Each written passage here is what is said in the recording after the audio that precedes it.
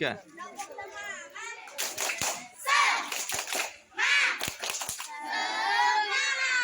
Oke, terima kasih. 2, 3.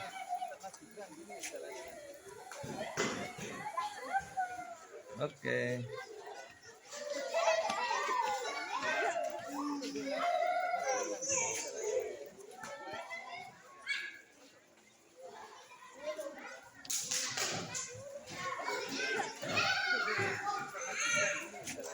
Oke.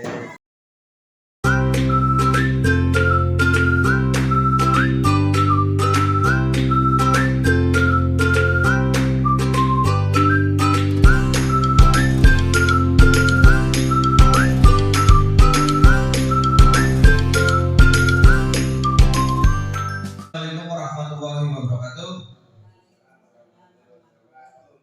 Yang terhormat Bapak Kepala Sekolah SD 04 Tanjungan serta rekan-rekan guru yang saya hormati, marilah kita panjatkan puji syukur kehadirat Allah Subhanahu wa taala yang telah memberikan rahmat dan karunia-Nya sehingga kita bisa berkumpul dalam kelas ini dengan keadaan sehat walafiat. Pada kesempatan ini saya akan menyampaikan diseminasi aksi nyata modul 1.4 tentang menyebarkan pemahaman dan pengalaman penerapan budaya positif di lingkungan sekolah. Salawat serta salam kita aturkan ke Nabi Muhammad SAW. Semoga kita semua mendapatkan sahabatnya di yaumil qiyamah. Amin amin ya rabbal alamin. Bapak Ibu yang saya hormati, untuk selanjutnya saya ucapkan selamat datang para guru hebat. Mari bersama berkolaborasi saling mendukung demi mewujudkan disiplin positif di sekolah tercinta. Sebelumnya saya di sini untuk menyampaikan materi atau tugas saya sebagai calon guru penggerak di modul 1. Di modul 1 ada 4 submodul Bapak Ibu. Yang pertama ada 1.1, 1.2 dan 1.3, dan yang terakhir ini adalah aksi nyata 1.4 tentang budaya positif.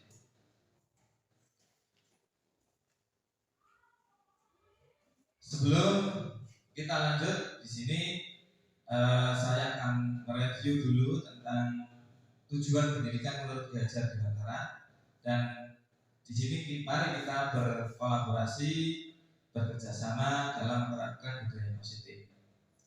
Saya di sini bukan untuk menggurui panjenengan atau merasa lebih banyak ilmu di bidang pendidikan untuk menerapkan budaya positif. Saya yakin Bapak Ibu sudah menerapkan budaya positif di kelas masing-masing khususnya. Tujuan pendidikan menurut Ki Hajar Dewantara menuntun segala kekuatan kodrat yang ada pada anak-anak itu agar mereka sebagai manusia dan sebagai anggota masyarakat dapat mencapai keselamatan dan kebahagiaan setinggi-tingginya. Ini adalah salah satu tujuan dari pendidikan Ki Hajar Dewantara. Pendidikan diibaratkan petani. Siswa adalah benih padi yang siap kita tumbuhkan. Seorang petani yang menanam benih padi hanya dapat menuntun tumbuh padinya, memberinya pupuk dan air, mengelolanya dari gangguan hama maupun gulma dan sebagainya. Namun, sekeras apapun usaha petani tersebut untuk menumbuhkan benih-benih padi tadi, tidak dapat menggantikan padi tersebut menjadi tanaman lain. Jadi petani hanya menuntun ya tumbuhnya padi, tidak bisa merubah tanaman padi itu menjadi tanaman apa. Bisa berubah, bisa jagung dan lain-lain ya. Kita hanya menuntun tumbuh kembangnya. Padi yang ditanam tiada mungkin bisa tumbuh menjadi jagung, kacang, ya, dan tanaman lainnya. Demikian halnya dengan pendidikan, Bapak Ibu. Walaupun hanya dapat menuntun, akan tetapi faedahnya atau manfaatnya sangatlah besar bagi tumbuh kembang para siswa dalam kehidupan. Ya, jadi kita sebagai pendidik kita harus menuntun pada peserta didik atau siswa. Guru sebagai pamong. Menurut Kajian Nusantara, guru sebagai pamong dalam proses menuntun. Anak diberi kebebasan, namun pendidik sebagai guru sebagai pamong dalam memberi tuntunan atau tuntunan dalam arah agar anak tidak kehilangan arah dan membahayakan dirinya. Jadi tugas kita sebagai pendidik adalah sebagai pamong, among ya, dalam bahasa among itu menuntun, ngomong, ngomong ya. Seorang pamong dapat memberikan tuntunan agar anak dapat menemukan kemerdekaannya dalam belajar, tidak menggunakan hukuman ya, ini beri tanda tidak menggunakan hukuman, melainkan ngomong. Dengan demikian, sebagai seorang pendidik perlu memahami arti bahwa pendidikan anak sejatinya melihat kodrat diri anak, kodrat pada diri anak sesuai dengan kodrat alam dan kodrat zaman. Selanjutnya,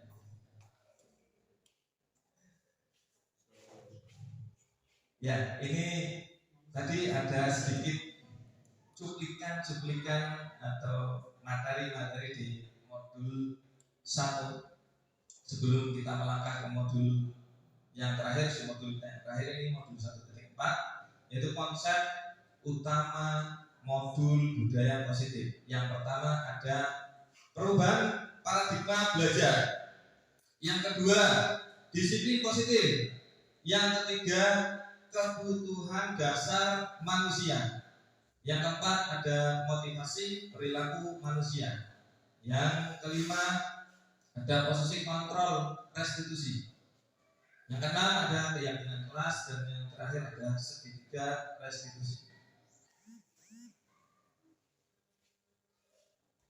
Bapak Ibu yang saya hormati, berikut adalah pembelajaran dengan paradigma baru, dengan mindset baru, dirancang berdasarkan prinsip pembelajaran yang terdiferensiasi, sehingga setiap siswa belajar sesuai dengan kebutuhan dari tahap perkembangannya untuk mewujudkan profil pelajar Pancasila. Nah, ini terdiferensiasi seperti apa? Kita harus melihat potensi, minat dalam diri siswa tersebut. Kita memenuhi apa yang ada dalam diri siswa. Bapak Ibu, biasanya kita mengajar, saya sendiri pasti dengan cara biasanya klasikal, menyamaratakan semua ya. Tapi dengan paradigma baru kita akan terdiferensiasi, yaitu dengan memenuhi kebutuhan satu murid dengan murid yang lain itu berbeda, maka akan terwujudnya nanti yaitu profil pelajar Pancasila. Profil pelajar Pancasila, ada dimensi profil pelajar Pancasila, yaitu ada beriman pertama kepada Tuhan Yang Maha Esa dan beranak mulia. Yang kedua, berkebinekaan global. Yang ketiga, ada gotong royong. Yang keempat, kreatif. Yang kelima, bernalar kritis. Dan yang keenam, mandiri. Kami di kelas sudah terbiasa untuk mengingat dimensi-dimensi profil pelajar Pancasila dengan menyanyikannya. Ayo, masih ingat? Bapak Ibu, kita nyanyikan bareng-bareng. Nyanyikan bareng-bareng bagaimana dengan nadanya? Pelajar Pancasila beriman dan bertakwa kepada Tuhan Yang Esa dan beranak mulia, berbineka global, gotong royong mandiri, kreatif dan bernalar kritis. Oke, Bapak Ibu. Ya. Selanjutnya kita review lagi, kita spill sedikit untuk materinya dari pembelajaran yang mencerminkan filosofi Ki Hajar Dewantara adalah memerdekakan dan berpusat pada murid tadi. Berarti ini tadi berdiferensiasi, merdekakan murid dan berpusat pada murid. Ini adalah pembelajaran yang berdiferensiasi. Kedua, fokus pada proses bukan hasil. Kita kadang-kadang hanya memikirkan hasilnya saja tanpa memikirkan prosesnya terjadinya anak itu seperti apa, proses pembelajarannya seperti apa. Kita hanya tahu hasil, yang penting hasil nilai sesuai KKM, nilai sesuai yang kita inginkan. Padahal kita harus mengenal potensi dari anak didik kita dengan melihat dari potensinya dan mengerti awal terjadinya hasil itu proses, ya seperti itu Bapak Ibu. Sesuai kodrat alam dan kodrat zaman. Kodrat alam dan kodrat zaman, Bapak Ibu. Kodrat alam, kondisi keadaan kita, alam kita seperti ini. Kodrat zaman pendidikan, sesuai kodrat zaman adalah kita sudah mengenal pendidikan secara digitalisasi. Anak-anak sudah mengenal tentang video-video pembelajaran. Ya, ini adalah salah satu kodrat zaman dan kodrat alam. Kodrat alam termasuk yang ada di geografis, punggung daerah pegunungan, daerah bukit. Kita mengenal pembelajarannya harus seperti apa dengan anak-anak yang di sana. Dan anak-anak yang di sekitar pantai, ya, anak-anak di pesisir itu kita dengan cara mendidiknya masih berbeda sesuai dengan kodrat alam. Yang berikutnya tidak bertentangan dengan nilai-nilai kemanusiaan. Terus yang terakhir membangun budi pekerti. Ini saya spill sedikit materi-materi di modul sebelumnya. Kita lanjutkan untuk modul budaya positif. Yang pertama di sini disiplin positif, Bapak Ibu. Disiplin positif apa sih yang dimaksud disiplin positif?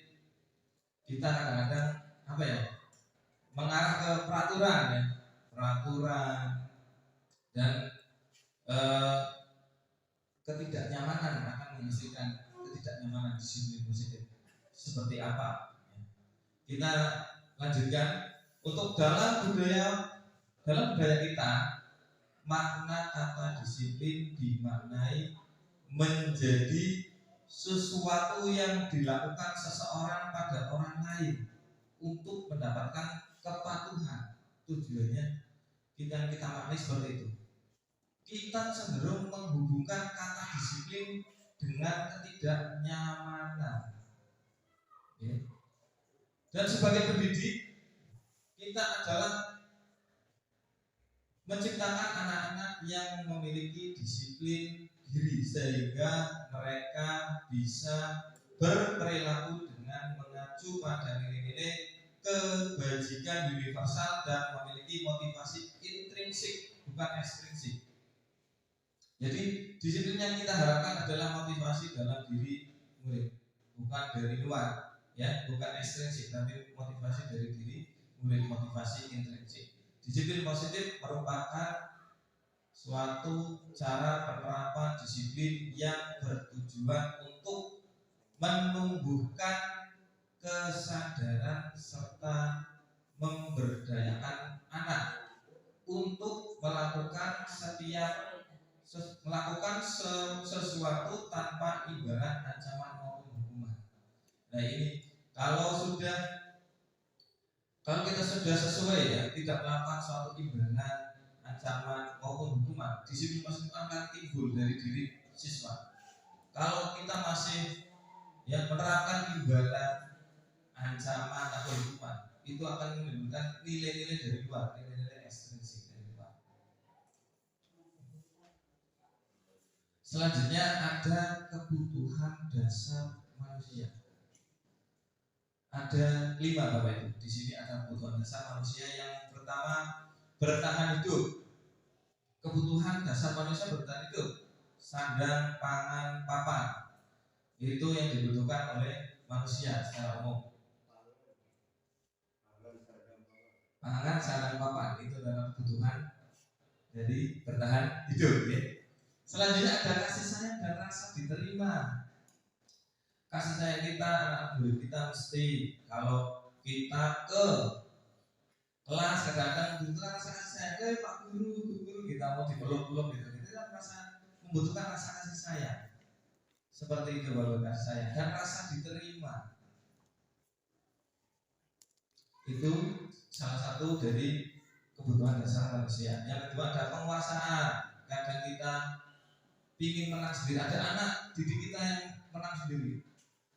Orang aku nungguin kan, orang kamu harus belakang, saya berangkat lebih dulu. Penguasaan. Dan menurut kita juga kebutuhan dasar manusia adalah kebebasan.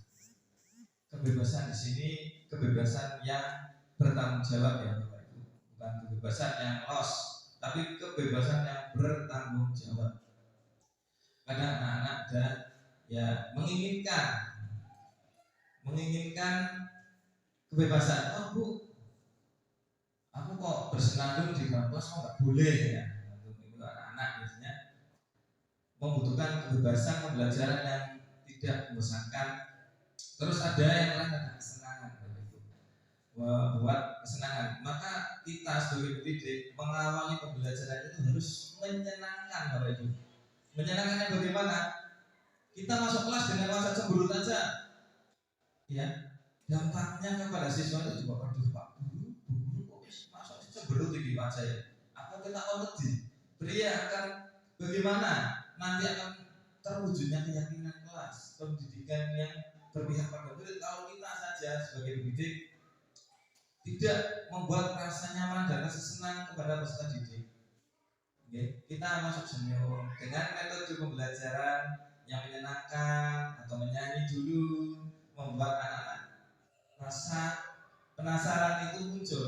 Wah senang ini mau rojak nyanyi, wah senang ini mau rojak sulap. Itu adalah salah satu menjalankan pembelajaran dengan baik, yaitu menciptakan anak itu senang dulu. Insya Allah kesananya akan mudah tercapai tujuan pembelajaran kita. Selanjutnya ada, nah ini ada contoh soal. Mari kita simak bersama-sama Bapak Ibu. Ada contoh soal tentang kebutuhan dasar manusia. Ibu Ambar, guru wali kelas 2A di SD Pelita Hati, sedang bingung menghadapi ulah salah satu murid di kelasnya yang bernama Doni. Ya. Beberapa anak di kelas 2A telah datang padanya dan mengeluh Doni yang seringkali meminta bekal makan siang mereka dengan paksa. Dan Doni itu mengambil makan siang dengan paksa ini. Jika Anda menghadapi situasi seperti Ibu Ambar, apa yang akan Anda lakukan? Menurut Anda, kira-kira apa alasan Doni melakukan itu? Ini sesuai dengan konsep kebutuhan dasar manusia. Ini soalnya Doni itu membutuhkan apa sih? Kok rebut makanan, jatah makan siangnya teman-temannya? Terus apa yang akan dilakukan oleh kita sebagai peserta, sebagai pendidik? Kita lihat jawabannya. Ketika ini ada karena saya tidak dibekali ibu. Nah, kenapa kok merebut atau meminta jatah makan siangnya temannya? Karena ya si Doni ini tidak dibekali oleh ibunya. Saya lapar, kebutuhan bertahan hidup. Ya, lapar, dia butuh hidup, butuh bertahan hidup ya, dengan makan, lapar ini. Akhirnya si Doni merebut makan siang temannya. Saya senang bu, biar nanti dipanggil Bu Ambar, karena selama ini saya nggak pernah diperhatikan. Ini ikutnya kebutuhan kasih sayang tadi. Ya, Bapak Ibu tadi ada Doni gawe masalah terus, jebule senang dipanggil Bu Ambar karena dibutuhkan perhatian dan kasih sayang. Ini kebutuhan kasih sayang. Selanjutnya ada, saya mau teman-teman saya takut sama saya, mau ngasihkan yang mereka punya buat saya. Nah, ini namanya kebutuhan penguasaan. Jadi si Doni itu menguasai teman-temannya, diambil makan siangnya dan teman-temannya takut. Ini adalah salah satu kebutuhan penguasa. Pokoknya apa yang saya mau dan saya suka, saya akan paksa. Ini terkekang lagi. Ini butuh kebebasan sebenarnya. Ya, butuh kebebasan. Ya, dia ingin mengekang teman-temannya harus. Aku ingin kui tadi sudah dibahas tentang barang berharga milik temannya dirampas saja, itu menunjukkan ya mengekang, menghukum teman-temannya dan teman-temannya tidak merasa tidak mendapat kebutuhan kebebasan. Saya senang melihat ekspresi teman-teman saya di jaluk ono sing nangis, di jaluk makme ono sing bule, di jaluk makme ono sing ya, lari-lari mengejar. Nah, dia membutuhkan kesenangan ternyata di dunia itu.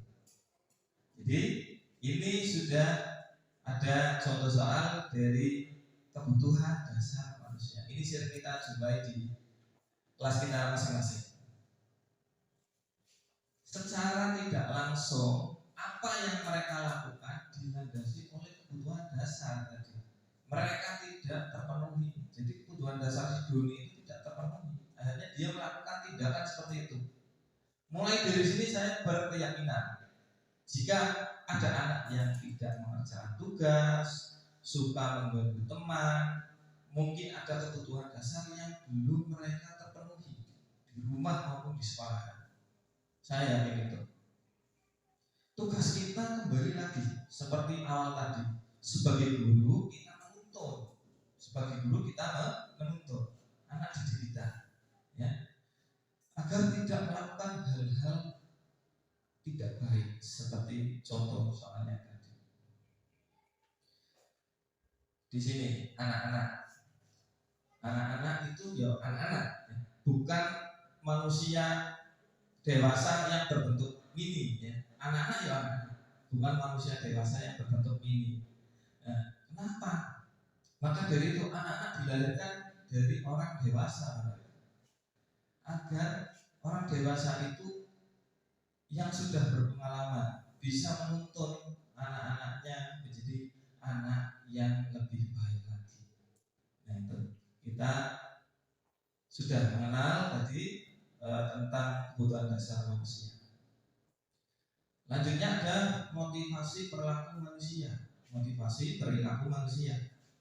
Motivasi merupakan dorongan yang timbul pada diri seseorang secara sadar ataupun tidak. Sadar untuk melakukan suatu tindakan dengan tujuan tertentu. Ya, berarti motivasi itu ada tujuannya. Tujuannya apa ini? Anak seperti ini. Yang pertama ada menghindari ketidaknyamanan dan hukuman. Murid melakukan disiplin diri karena tadi mereka takut dihukum. Aku kerjaan tugas mau dihukum lagi, disuruh nari, muteri lapangan. Nah, ini adalah salah satu dia termotivasi untuk berbuat baik karena takut pada hukuman. Ini adalah salah satu contoh motivasi ekstrinsik, motivasi dari luar. Yang kedua ada mendapat imbalan atau penghargaan dari orang lain. Ini motivasinya apa? Motivasinya apa Bapak Ibu? Mendapat imbalan, mendapat hadiah, ya. Mendapat hadiah. Murid melakukan disiplin diri karena mereka mendapat imbalan. Ini merupakan motivasi dari luar lagi. Kerjakan soal ini, kerjakan ini. Nanti yang betul semua dapat hadiah.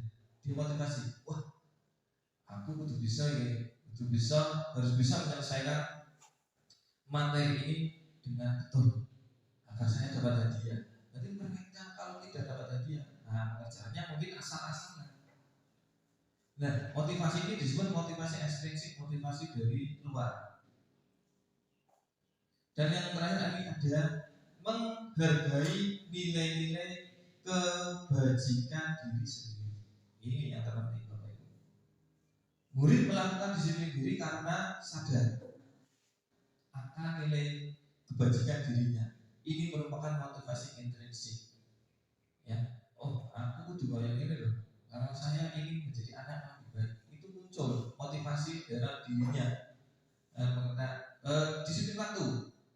Oh aku kudu bangun pagi, siap-siap mempersiapkan, itu akan muncul tanpa adanya paksaan dengan hukuman ataupun tanpa adanya iming-iming imbalan atau reward.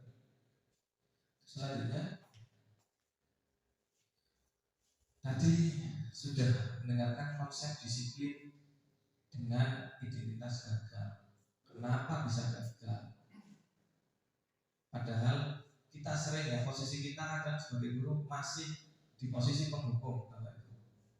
Kita semakin kesini dengan anak-anak yang seperti itu, yuk saya sendiri terutama masih menerapkan posisi sebagai guru sebagai penghukum sebelum mengenal modul ini.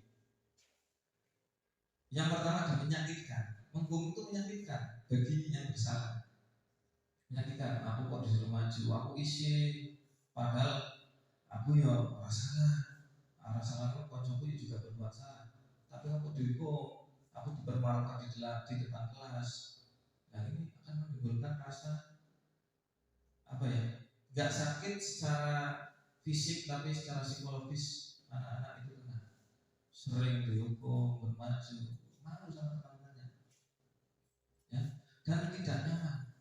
Ini menimbulkan rasa tidak nyaman bagi dirinya. Aku orang nyaman, aku orang senang ini. Terus dihukum, akhirnya apa? Anak-anak kadang-kadang membuat salah, tapi dia nggak jujur karena takut dihukum. Tahu dihukum, aku membuat main bolanya kena kaca, mesti ada. Bukan saya pak, itu takut karena takut dihukum. Memaksa, ya hukuman itu memaksa. Belum orang bilang, kamu kenapa tidak pakai sepatu warna hitam? Padahal kesepakatannya hari Senin upacara pakai sepatu warna hitam. Pulang, sepatunya dilepas. Belum, ini hukum bersifat memaksa. Murid menyembunyikan kesalahan tadi. Salah tetap dia berbohong, menyembunyikan karena takut. Terus murid menjadi rendah diri, merasa terkecilkan, merasa terkucilkan. Nah di sini. Terus ada yang penghargaan konsep disiplin dengan identitas gagal yang kedua adalah penghargaan. Tidak efektif, penghargaan saya dulu kira itu sangat efektif untuk memotivasi anak-anak rajin belajar. Ternyata penghargaan juga dampak negatifnya ada. Ini sangat tidak efektif. Mereka hanya mau mengerjakan jika diberikan imbalan, tidak sesuai dengan motivasi dalam dirinya. Merusak hubungan, sifat iri. Ini sering terjadi, Bapak. Sehingga itu akan terus dia. Aku orang pernah, padahal aku yang mau ngerjakan, ya kan seperti itu. Ini yang harus kita hindari. Terus identitas gagal selanjutnya ini ada mematikan kreativitas. Anak-anak hanya berpikir, aku kayak ini gambar kayak ini sudah diberi hadiah, ini cukup para perlu api. Nah ini salah satu contoh mematikan kreativitas. Dia sebenarnya ingin berpikir lebih kreatif, tapi akhirnya mentok di tadi. Dapat nilai baris cukup. Saya juga sudah dapat imbalan, sudah dapat penghargaan. Menghukum dengan sistem ranking seperti apa ini? Menghukum dengan sistem ranking ini mengapa sudah tidak diterapkan sistem ranking di kelas? Ini menjadikan anak-anak terkecil. Aku kok ranking 10, aku kok ranking 10 dari 10 siswa. Ini bahaya sekali. Ini sangat mengucilkan, merasa malu. Ternyata orang tuanya juga seperti itu. Anakku ranking 10 dari 10 siswa, ini juga dampaknya kemana-mana. Maka sistem ranking sudah dihapus Bapak Ibu di kurikulum merdeka ini. Merampas hak anak menghargai dirinya. Kadang di rumah atau kita sebagai orang tua di rumah punya anak, belajar membaca. Baru 2 suku kata aja kita sudah senang. Oke, kita tuh anakku bisa ngocor suku kata SU ya, itu sudah senang sekali. Oke, ikut bapak ke supermarket beli es krim. Nah, ini tandanya kita merampas hak dia, hak anak kita, hak menghargai dirinya. Kalau kita tidak seperti itu, diri anak akan mencoba seperti ini. Wah, aku sudah bisa ini, ya, aku harus bisa membaca kalimat ini. Saya suku kata sudah bisa. Saya harus bisa membaca kalimat ini. Dia akan muncul menghargai dirinya. Aku bisa besok butuh 2 kata lagi, besok 2 kalimat, 1 paragraf seperti itu. Dia mempunyai apa ya namanya, nilai atau motivasi dari dirinya.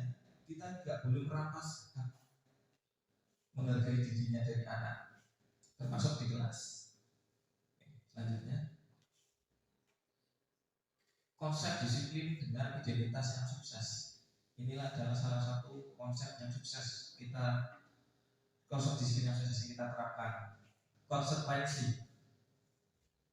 Tadi ada penguat jangka pendek. Contohnya anak berjalan nyenggol botol minum temannya, jatuh, tumpah ya. Ini hanya motivasi pendek. Oh, tumpah. Ini mohon maaf nanti saya bersihkan.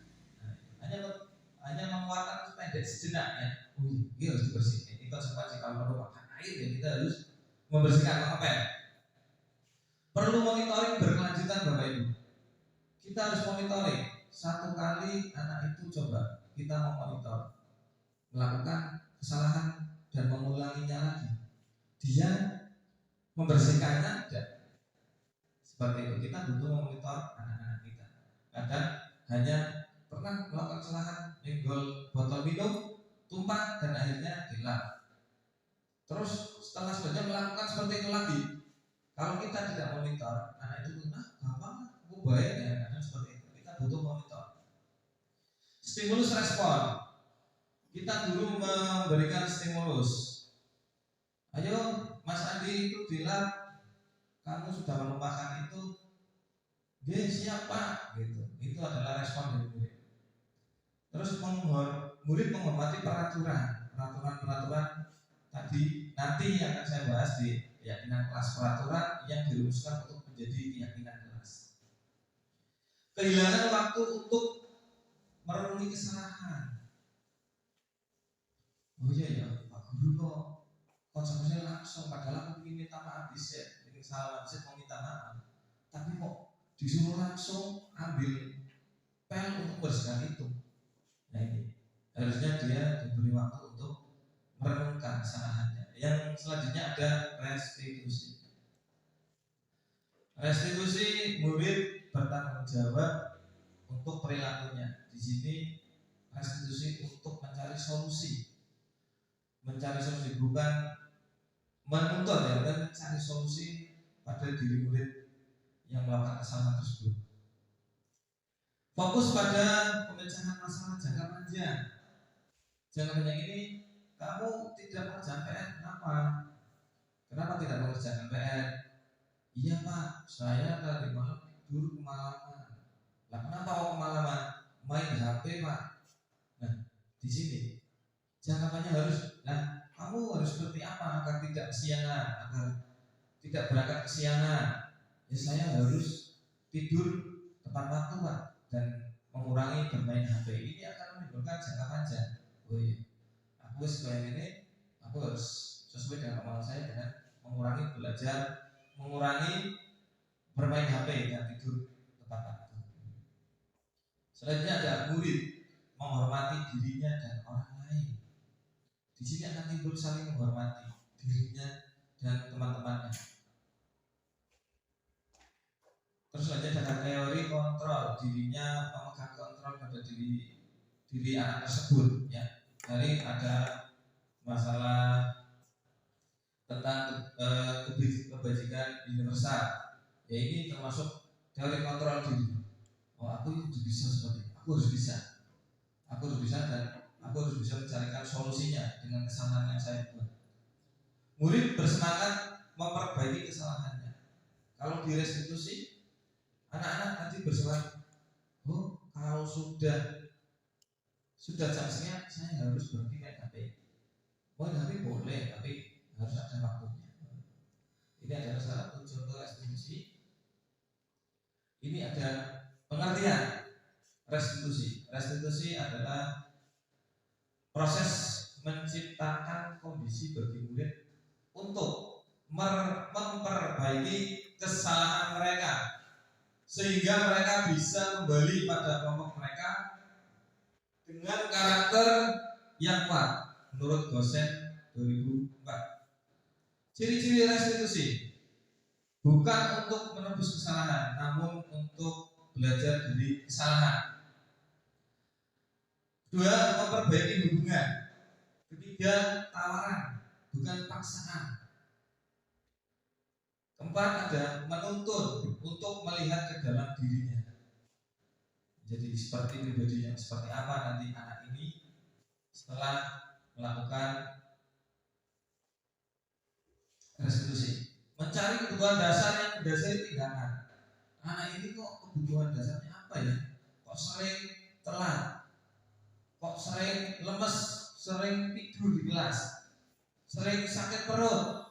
Ternyata kebutuhan dasar anak ini adalah saling membutuhkan kasih sayang, membutuhkan makan atau sarapan. Anak ini selalu tidak bersama dalam setiap pagi.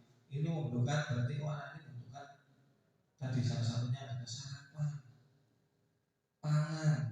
Anak ini kok sering tidur di kelas? Oh kasih sayang, perhatian dari guru dan orang tua. Kasih sayang seperti apa? Oh, di rumah, misalnya diseneni di rumah, di sini juga dimarahi, diseneni lagi. Ya, anaknya bandel. Ya, ternyata mereka butuh kasih sayang. Selanjutnya adalah menguatkan dan fokus pada solusi.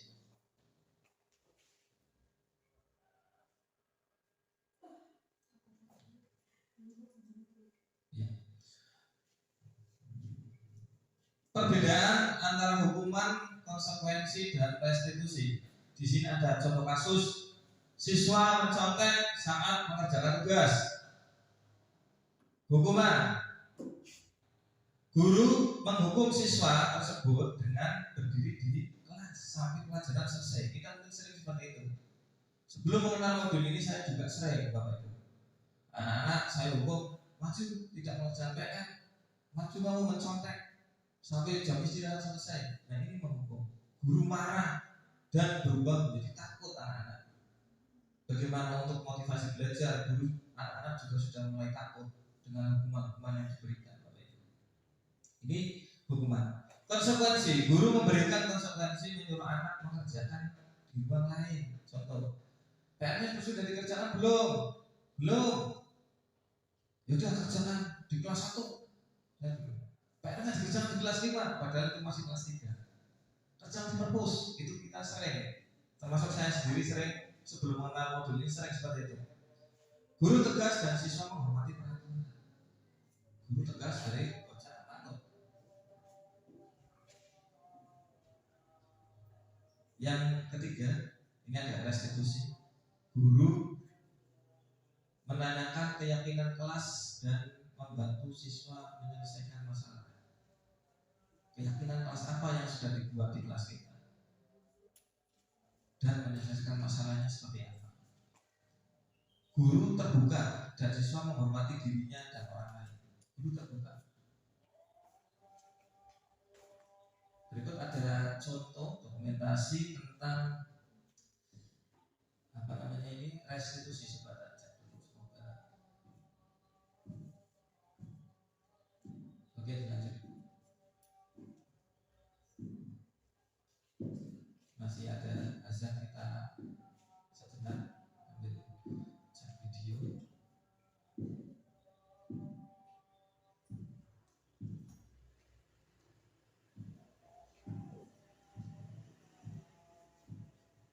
Maka Bapak itu sambil ditunjuk, sambil diminum, sambil makan. Snacknya itu belum habis, Pak. Padahal itu snacknya belum habis, silahkan dihabiskan dulu.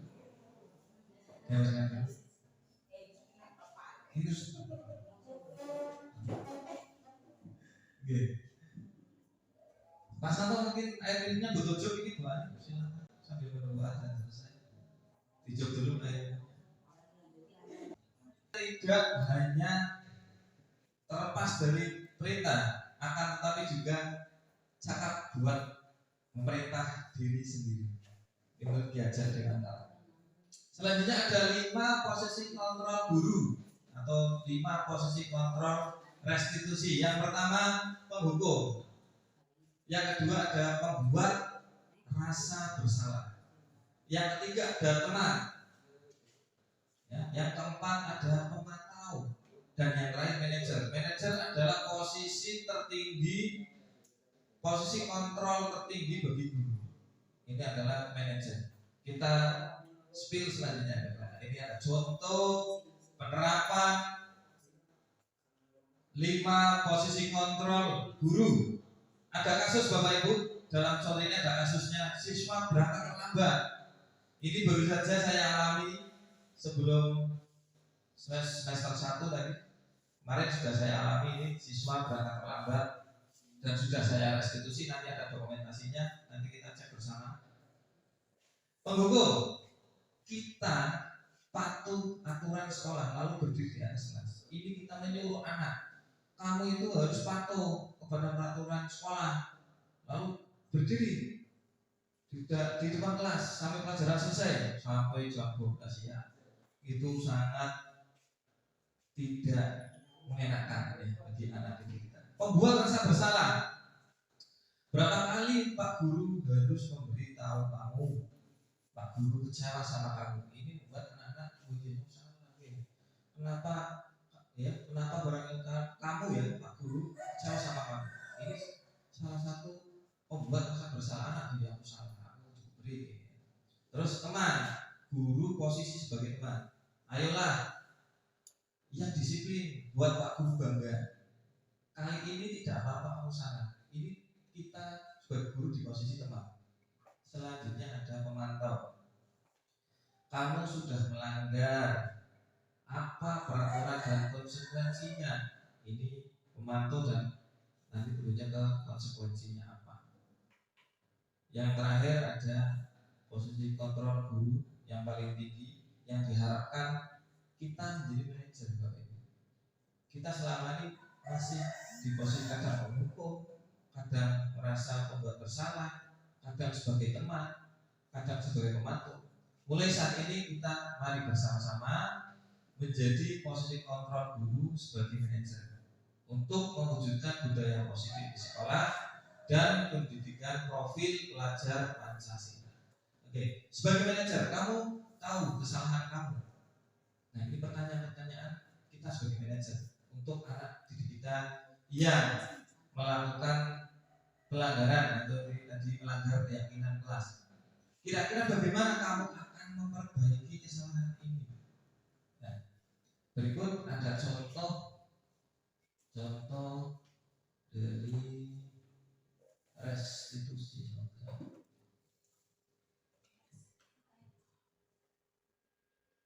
Ini ada kasus satu nih, mencontek dan datang terlambat.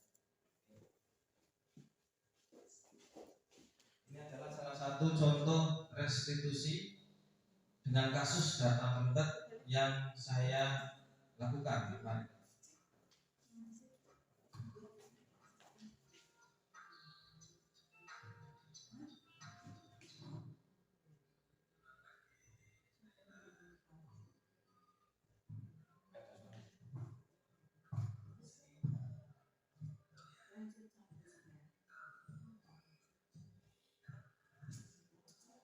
Ya, di sini menstabilkan identitas Bapak Ibu. Menstabilkan identitas kita mulai menanyakan pada siswa, kenapa berangkat terlambat? Maaf Pak, tadi saya datang terlambat. Baik ya. Terus menurut kamu datang terlambat itu hal yang baik atau tidak? Tidak Pak, tidak baik ya. Ini anak-anak ya tahu akhirnya. Terus kamu kesini, saya panggil, Pak Guru panggil, memberitahu. Ya, karena di sini Pak Guru, ya, saya menanyakan ke murid saya yang terlambat itu, kamu tahu saya panggil di sini? Tidak tahu Pak. Ya, kamu panggil saya di sini bukan untuk dimarahi, karena kamu Pak Guru lihat tadi berangkat terlambat.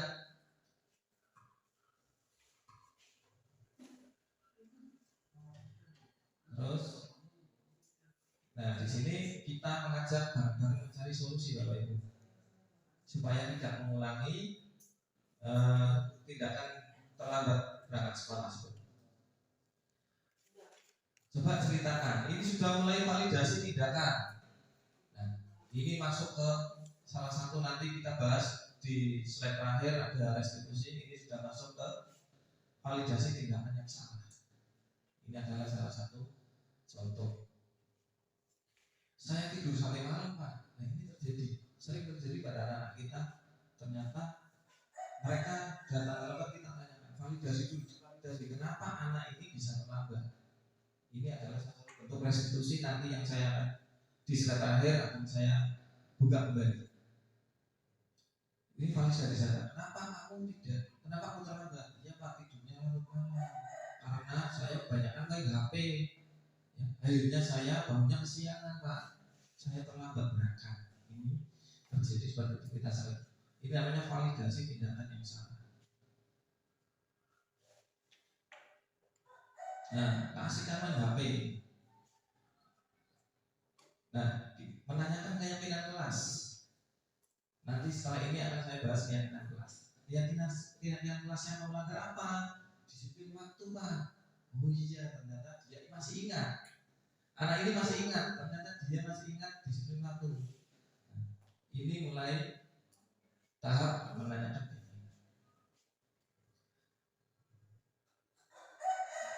Nah,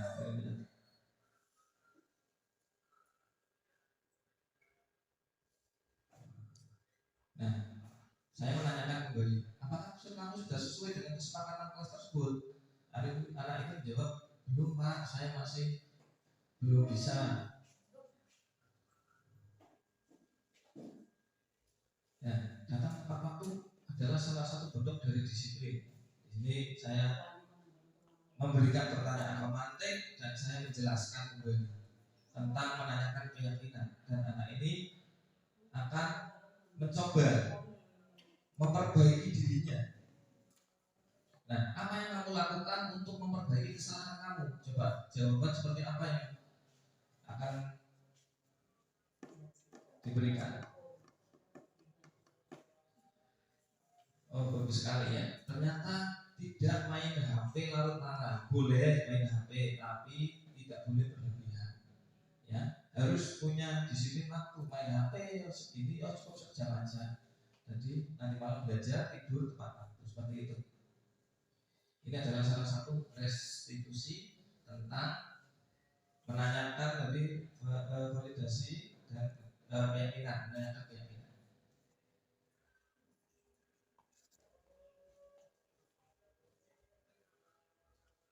Dan anak ini sudah saya tanya, memberi pertanyaan, kapan kamu akan melakukan ini, memperbaiki? Mulai nanti malam Pak, saya tidak akan bermain HP lalu malam lagi. Nah, ini sudah menunjukkan dia menghargai dirinya untuk berubah menjadi anak yang lebih baik. Oke, kita lanjutkan.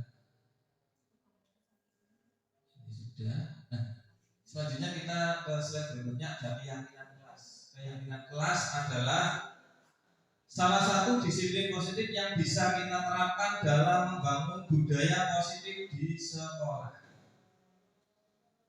Dengan adanya keyakinan kelas di setiap kelas diharapkan dapat mewujudkan tujuan pendidikan yang berorientasi kepada profil pelajar Pancasila.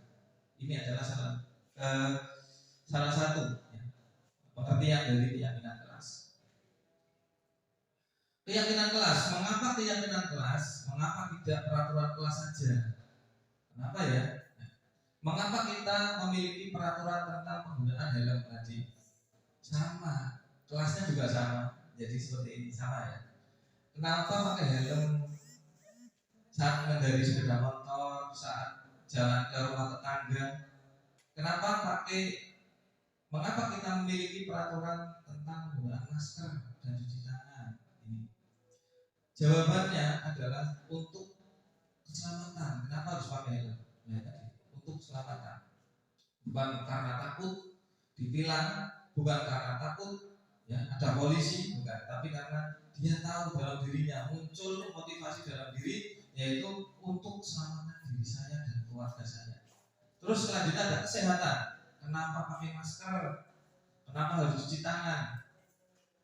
Ya, kenapa? Bukan karena ada motivasi eksternal, tapi ini muncul dari dirinya. Aku nih ingin sehat, ya aku harus jaga kebersihan dengan untuk menjaga kesehatan.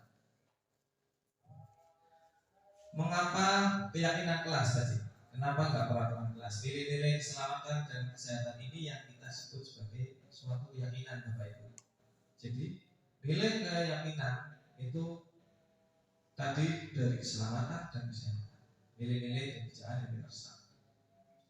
Kata kuncinya untuk mendukung motivasi diri siswa, nilai-nilai atau keyakinan lebih menggerakkan siswa dibanding mengikuti serangkaian peraturan-peraturan. Jadi motivasi diri siswa, nilai-nilai keyakinan lebih menggerakkan siswa dibanding tadi peraturan-peraturan. Berikut ada kegiatan membuat keyakinan kelas 3 SD Negeri 04 Tanjungan. Guru bersama siswa membuat keyakinan kelas. Salah satunya berdiskusi tentang peraturan. Orang yang ngomong saru kalau Pak Guru, orang yang ngomong saru sama teman-temannya. Ini kita buat peraturan, coba kita cek peraturan itu seperti apa. Terus merumuskan peraturan keyakinan. Ya, salah satunya tadi orang yang ngomong saru nggak boleh ngomong kasar. Akhirnya jadilah keyakinan kelas saling menghormati. Apa ketemu ya salaman, apa ketemu kojo, ya matanya itu harus dilihat, kok boleh ya, harus senyum. Ya. Maka terjadilah penerapan 5S, ya, senyum, salam, sapa. Ketemu ya, oh ya aku, gitu. Lewat saja, tidak kayak pas-pasan, tidak saling menyapa.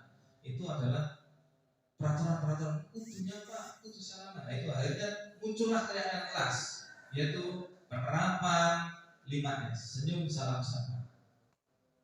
Terus ada lagi, Pak Guru, teman-teman anak ini belum bisa membaca Pak Guru. Bagaimana? Padahal kesempatan kita harus sebelum mulai kita harus membaca, membudayakan literasi. Nah, bagaimana? Ya kita harus membuat keyakinan kelas. Rajin membaca dan belajar dengan semangat, terus untuk membudayakan literasi. Itu keyakinan kelas yang kita buat.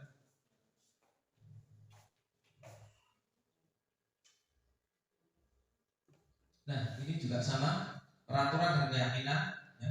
Contohnya juga sama, jadi selalu kembalikan buku ke tempatnya. Ini namanya keyakinan kelas bertanggung jawab.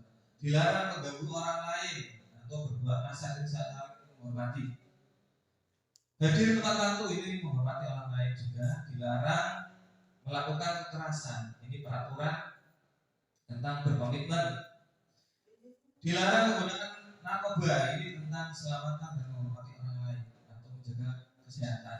Ini sudah dijelaskan dengan masker, yaitu keselamatan dan kesehatan. Peraturannya ini jangan berlari di kelas. Ini keyakinan kelasnya juga sama, keselamatan.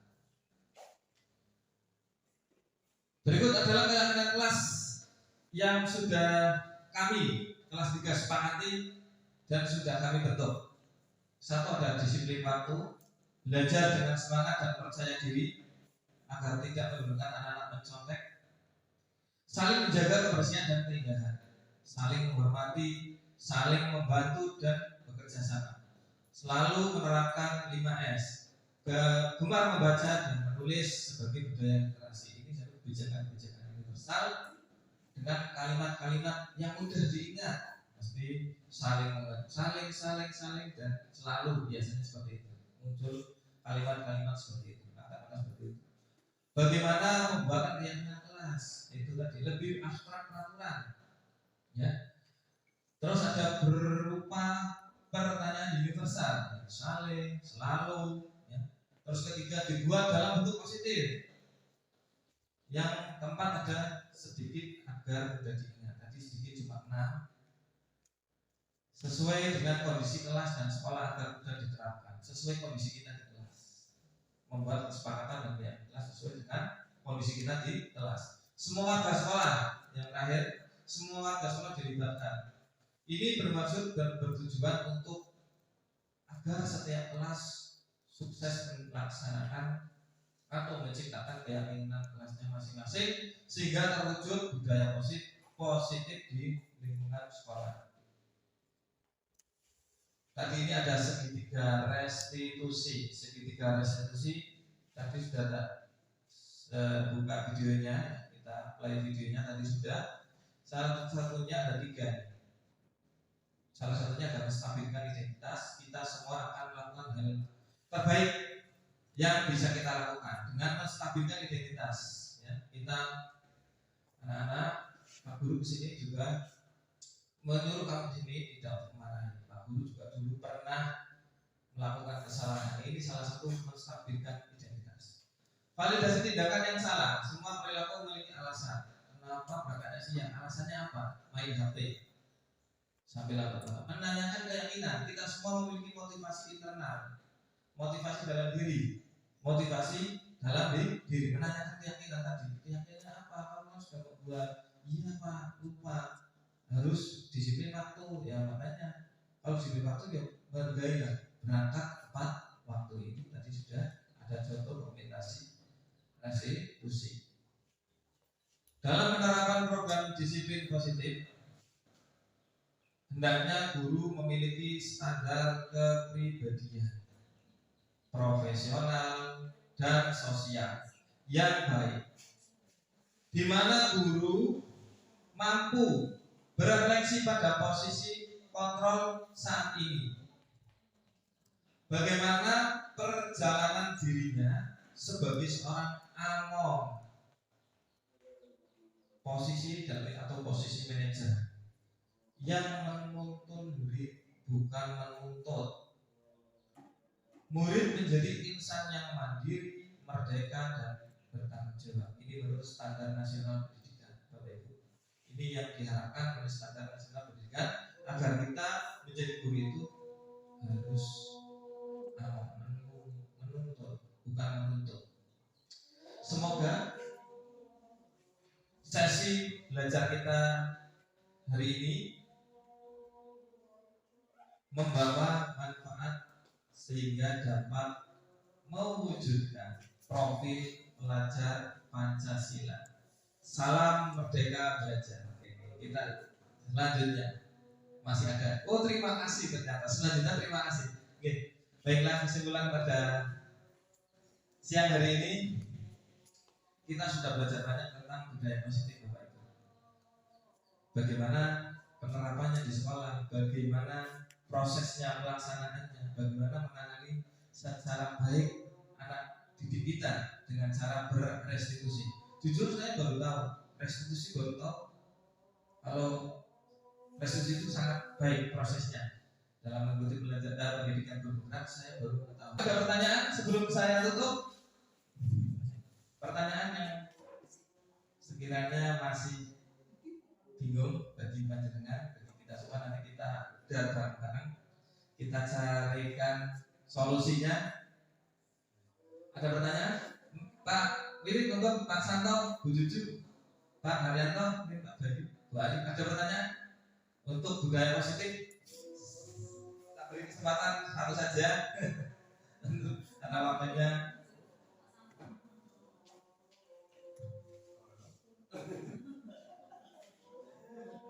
Bagaimana ya? Perbedaan sudah dijelaskan, terus penerapan restitusi tadi sudah menimbulkan tadi untuk bukan apa ya, restitusi tadi bukan menyalahkan tapi untuk mencari solusi bersama. Ya silakan Bapak Ibu, karena ada pertanyaan tentang budaya positif bagaimana? Silakan. Ya, Bu Sri Rahayu, monggo. Ya, terima kasih untuk penjelasannya Pak Eko. Di sini saya akan menanyakan apa pentingnya menciptakan budaya positif. Oke, terima kasih. Ada lagi? Ada lagi? Sekalian langsung 3 saja. Saya mau tanya. Ya, monggo Bu Nurul Rahmawati, silakan untuk yang utama harusnya. Saya mau tanya. Tadi kan sudah dijelaskan tentang konsep budaya positif. Kemudian apa contoh dari budaya positif yang berpihak kepada murid? Contoh-contohnya itu yang seperti apa? Terima kasih. Terima kasih atas pertanyaan dari teman-teman semua.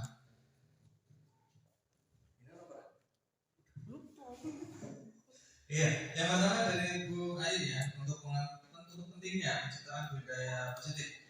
Dengan budaya positif ya, dapat menumbuhkan sikap gotong royong salah satunya, terus mampu melakukan kegiatan secara bersama-sama sehingga terciptanya kolaborasi yang baik antara warga sekolah, adanya rasa peduli satu sama lain. Ini seperti itu Bu Ayu, untuk pentingnya penerapan budaya positif di sekolah. Untuk selanjutnya adalah contoh penerapan budaya positif. Contoh-contoh penerapan budaya positif yang berpihak pada murid. Tentunya kita bersama-sama sebelum menuju ke budaya positif, kita membentuk keyakinan kelas dulu. Keyakinan dan kesepakatan. Kita harus membuat bersama-sama murid apa yang kita yakini untuk menuju pembelajaran yang lebih baik. Kita harus membuat keyakinan kelas dulu salah satunya. Sehingga kalau keyakinan kelas sudah tercapai, maka akan terwujudnya salah satu budaya-budaya yang baik, yang positif dalam lingkungan kelas kita, lingkungan sekolah kita. Salah satu menjaga kebersihan. Salah satunya yang bergerak pada murid tadi adalah semangat belajar. Budaya positif semangat belajar dengan seringnya didahulukan dengan literasi, dengan pembukaan, dengan doa-doa serta surat-surat pendek ayat suci Al-Quran. Itu adalah salah satu contoh budaya positif yang berpihak pada anak, membuat solusi bersama-sama dalam mengatasi masalah. Itu adalah salah satu hal yang perlu kita terapkan secara kontinuitas, terus-menerus, tanpa ada paksaan dalam diri kita. Itu adalah salah satu contoh penerapan budaya positif. Begitu ya Bapak Ibu ya, penerapan budaya positif yang berpihak pada murid supaya terjadinya budaya positif di lingkungan sekolah. Ada pertanyaan lagi Bapak Ibu? Tidak ada. Oke. Terima kasih Pak Duleto.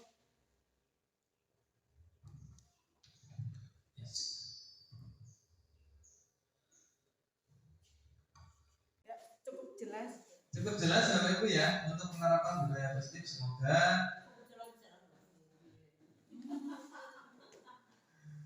Semoga dalam presentasi hari ini mendapat manfaatnya untuk kita semua dan diterapkan di kelas kita masing-masing. Terima kasih atas perhatiannya. Mohon maaf apabila ada kekurangan. Assalamualaikum warahmatullahi wabarakatuh. Assalamualaikum warahmatullahi wabarakatuh. Terima kasih pada Bapak Eko sama Bu Nurul yang telah melaksanakan tugas sebagai CGP, yaitu diseminasi di SD 04 Petanjungan. Mudah-mudahan ke depan bisa bermanfaat bagi dirinya, bagi siswa, dan bagi lingkungan sekolah. Dalam hal ini, mereka berdua telah melaksanakan tugasnya dengan baik, yaitu mengadakan diseminasi semacam workshop dengan peserta yang sedikit, tapi mudah-mudahan dengan adanya diseminasi tersebut bisa diterapkan dalam pembelajaran di kelasnya masing-masing. Menurut saya, apa yang mereka berdua sampaikan itu sudah cukup bagus, dan dalam penerapan di kelas tentang budaya positif tersebut juga sudah diterapkan dengan baik, terbukti jelas mereka sudah menerapkan pada anak didiknya suatu kedisiplinan dan keyakinan di kelas, sehingga anak didik bisa menemukan sendiri jika ada masalah-masalah belajar yang ada di dalam kelas. Memang demikian yang diharapkan dengan kurikulum sekarang, bahwa anak atau peserta didik itu bukan gelas kosong yang harus dijejali dengan ilmu-ilmu dari gurunya, namun guru harus bisa membangkitkan kemampuan siswa semaksimal mungkin agar mereka bisa membangkitkan potensinya yang ada dalam dirinya, sehingga jika menemui masalah dalam pembelajaran mereka bisa menemukan solusi sendiri. Sehingga ke depan jika mereka hidup di dalam kehidupan masyarakat tidak mudah stres atau tidak mudah putus asa menghadapi masalah-masalah timbul di dalam kehidupan sehari-hari. Untuk itu kami sangat mendukung dan mendorong calon guru penggerak dan senantiasa akan menyediakan sarana dan prasarana untuk kebutuhan mereka dalam pembelajaran, baik di dalam kelas maupun di luar kelas. Itu saja sekedar refleksi atau tanggapan saya terhadap kegiatan dan pelaksanaan pembelajaran pada guru penggerak di SD 4 Tanjungan. Mudah-mudahan ke depan bisa bermanfaat bagi sekolah kami, yaitu SD Negeri 04 Tanjungan. Itu saja yang dapat kami sampaikan.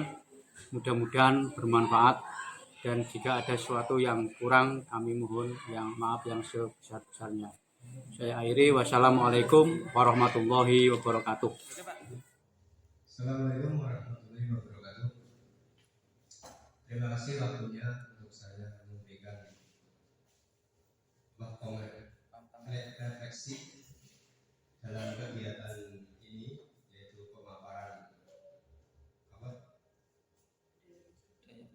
budaya positif tentang pendidikan yang disampaikan oleh Bapak Eko Purnomo.